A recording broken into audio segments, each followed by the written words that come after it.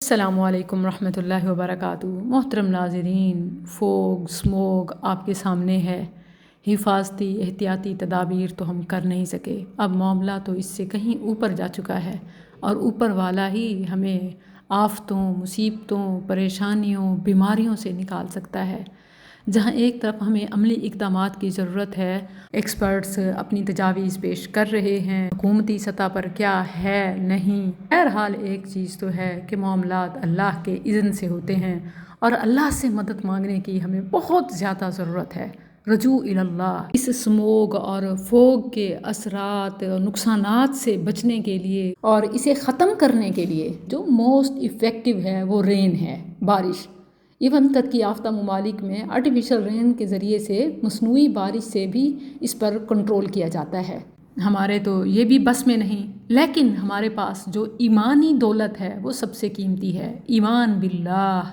بارش برسانے اور قحط دور کرنے کے لیے اللہ سے جو دعا کی جاتی ہے، شریعت میں اس کو استسقاء کہتے ہیں۔ یہ فرض کفایہ بھی ہے اور سنت مؤکدہ بھی ہے۔ اہل علم اس اسموگ اور فوگ سے بچنے کے لیے، اسے ہٹانے کے لیے نماز استسقاء کی جانب توجہ دلا رہے ہیں۔ کچھ سوالات ہیں اس سلسلے میں کہ اس کا طریقہ کیا ہے، یہ باجماعت ہی پڑھ سکتے ہیں یا انفرادی بھی، کیا اس کے لیے باہر نکلنا ضروری ہے یا گھروں میں بھی پڑھ سکتے ہیں، اور خواتین کے لیے کیا حکم ہے۔ ایک چیز تو جان لیں کہ ہم اپنا تزکیہ کریں، اپنے مال کی زکوٰۃ دیں، کیونکہ جب بھی اس طرح کی آفتیں نازل ہوتی ہیں یہ اللہ کی طرف سے عذاب ہوتا ہے، یہ رب کی ناراضگی ہے۔ صحیح حدیث ہے، لم یمنعوا زکاۃ اموالہم الا منع القطر من السماء، کہ جب بھی زکوٰۃ روکی جاتی ہے اللہ بارش روک لیتا ہے، اور اگر جانور نہ ہوتے وَلَوْلَا الْبَهَائِمُ لَمْ يَمْطَرُوا، تو بارشیں برسائی ہی نہ جاتی۔ یہ زمین میں جانور، دیگر مخلوقات اللہ کی وہ مخلوق ہے کہ ان کا کوئی قصور نہیں، جن کی وجہ سے اللہ بارش برساتا ہی رہتا ہے۔ اور یہ جو تھوڑی بہت اس کے روکنے سے اور پھر وباؤں کے پھیلنے سے پریشانی ہے، یہ لوگوں کو رب کی طرف متوجہ کرنے کے لیے ہے، اور اس کا حل استسقاء ہے۔ رسول اللہ صلی اللہ علیہ وسلم کی عملی سنت کے ساتھ اور خلفائے راشدین کے عمل سے بھی یہ ثابت ہے۔ ابو داؤد میں 1165 اور ترمذی میں 558، اور اس کے علاوہ میں بھی ابن عباس رضی اللہ عنہما سے مروی ہے، رسول اللہ صلی اللہ علیہ وسلم کے زمانے میں جب کال پڑا تو آپ نے ایک دن اور ایک وقت مقرر کر کے سب میں اعلان کرایا کہ پانی طلب کرنے کے لیے، یعنی اللہ سے بارش کا سوال اور دعا کے لیے فلاں میدان میں فلاں جگہ جمع ہو جاؤ۔ تاریخ معینہ اور وقت مقررہ پر سب لوگ جمع ہو گئے، تو آپ صلی اللہ علیہ وسلم سورج نکلتے ہی نہایت عاجزی، تواضع، خاکساری سے سادہ اور معمولی لباس پہن کر عیدگاہ تشریف لے گئے۔ یاد رہے کہ نماز استسقاء اور نماز عید میں بہت ساری چیزیں کامن ہیں، لیکن اہم چیز جو ہے نا، ایک مین بگ ڈفرینس، وہ یہ ہے کہ عید نماز کے لیے نہا دھو کر صاف ستھرا یا میسر ہو تو نیا لباس پہننا یہ اچھا عمل ہے، لیکن استسقاء کے لیے سادگی اور معمولی لباس پہننا یہ سنت ہے، کہ جس طرح عام حالت میں انسان ہوتا ہے اسی طرح ہی آپ صلی اللہ علیہ وسلم تشریف لے گئے اور نماز عیدین کی طرح 2 رکعات پڑھائیں، یعنی پہلی رکعت میں تکبیر تحریمہ کے بعد 7 تکبیرات، پھر سورہ فاتحہ اور کچھ آیات، بہتر ہے کہ سورہ اعلیٰ، پھر دوسری رکعت کا آغاز 5 تکبیرات کے ساتھ، پھر سورہ فاتحہ، تو اس کے بعد سورہ غاشیہ یا قرآن کا کچھ حصہ۔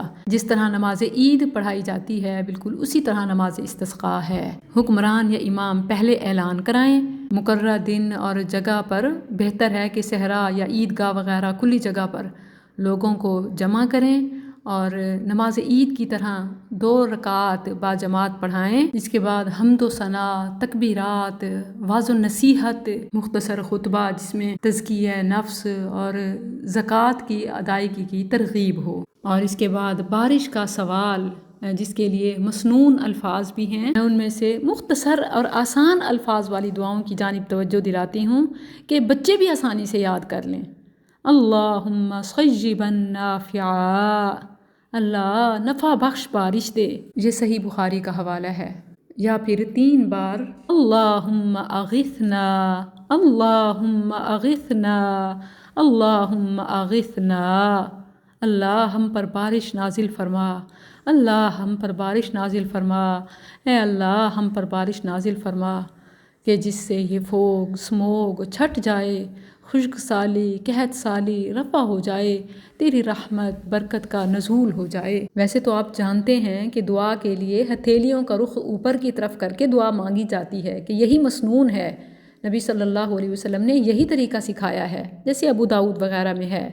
لیکن نماز استسقاء میں جب قحط اور خشک سالی دور کرنے کی دعا کی جائے تو نیک شگونی کے طور پر ہاتھوں کی پشت اوپر کی جانب کی جائے، اور ایسا صرف ایک بار کیا جائے، یعنی ایک دفعہ اشارہ کر دینا کافی ہے۔ یعنی دعا مانگتے ہوئے ہتھیلیوں کو ایک بار نیچے کی طرف کرنا، ہاتھوں کو پلٹنا، پھر دوبارہ سیدھا کر دینا، کہ یہ حالات بدلنے کی طرف اشارہ ہے۔ اور اسی طرح استسقاء کے لیے یہ بھی سنت ہے کہ دوران خطبہ امام اپنی چادر الٹائے اور اس کے ساتھ مقتدی بھی الٹائیں۔ یہ بھی حالات کے بدلنے کا عملی اشارہ ہے کہ اللہ اس طرح ہمارے حالات کو، فوگ کو، سموگ کو، خشک سالی کو، قحط سالی کو تو ہٹا دے اور خوشحالی، فراوانی، ہریالی، رحمتیں، برکتیں نازل فرما دے۔ یہ تو ہے نماز استسقاء کا طریقہ۔ اب رہی عورتوں کی بات، تو عورتوں کے لیے نماز استسقاء کے لیے جانا، یعنی عیدگاہ کی طرف یا کھلے میدان کی طرف جہاں مرد باجماعت پڑھ رہے ہیں وہاں جا کر ان کے ساتھ علیحدہ با پردہ باجماعت نماز ادا کرنا، اس کی ترغیب بھی ہے اور یہ جائز بھی ہے۔ یہ بالکل عید نماز کی طرح ہے، جس طرح نبی صلی اللہ علیہ وسلم نے عید نماز کے لیے خواتین کو ترغیب دی کہ وہ نکلیں اور ضرور نکلیں، حتیٰ کہ ایک ایک اوڑھنی میں دو دو تین تین عورتیں بھی نکلیں تو ضرور، یعنی اگر کسی کے پاس چادر نہیں ہے تو پردے کا اہتمام کرتے ہوئے باجماعت نماز کے لیے آئے۔ جو نماز عید کا طریقہ اور حکم ہے وہی نماز استسقاء کا ہے۔ اور جس طرح عورتوں کا گھر میں علیحدہ نماز عید کی جماعت کرانا جائز نہیں ہے، کہ اس کی کوئی دلیل نہیں ملتی، اسی طرح نماز استسقاء کی بھی علیحدہ عورتوں کی نماز کی اجازت نہیں ہے، کیونکہ کوئی دلیل نہیں ہے۔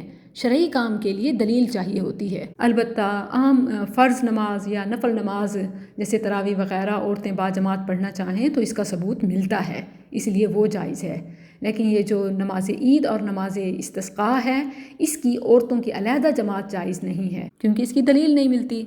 البتہ اگر باجماعت وغیرہ کا کوئی ماحول نہیں ہے اور اللہ سے بارش کا سوال کرنا ہے تو اس سے پہلے نماز پڑھنا چاہیں تو عام دو نفل کی طرح ہی پڑھ لیں۔ یہ اس سنت پر عمل ہوگا کہ نبی صلی اللہ علیہ وسلم کو جب بھی کوئی اہم معاملہ درپیش ہوتا، کوئی مشکل ہوتی، آپ نماز کی طرف متوجہ ہوتے، اور نفل نماز پڑھ کے اللہ سے سوال کرنا یہ دعاؤں کی قبولیت کو بڑھانا ہے۔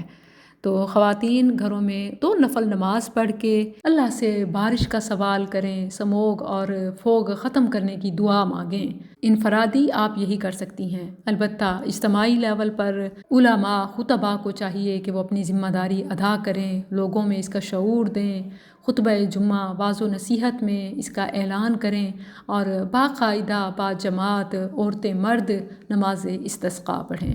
واللہ الموفق، اللہم اغثنا مغیثا نافعا۔